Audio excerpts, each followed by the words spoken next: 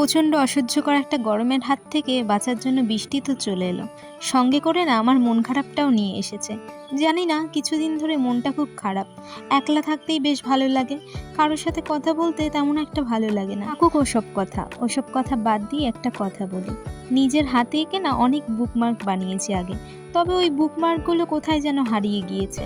এখন তো page mark করার জন্য বইয়ের মাঝখানে পেন রেখে দিই।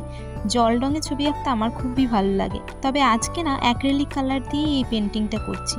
আর এই বুকমার্ক বানাতে গিয়ে অনেক পুরনো কথাও মনে পড়ে যাচ্ছিল, সেই স্কুল টাইমের কথা। আর এখন তো এমএ করছি, তেমন একটা চাপও নেই।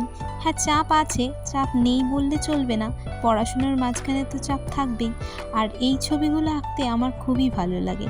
আর যখন বইটা খুলে নিজের আঁকা ছবিগুলো দেখি, তখন আরও যেন মনটা ভালো হয়ে যায়। তাই আজ নিজের জন্যই এটা বানালাম। তোমাদের কেমন লাগলো সেটা জানিও। আজকের জন্য টাটা।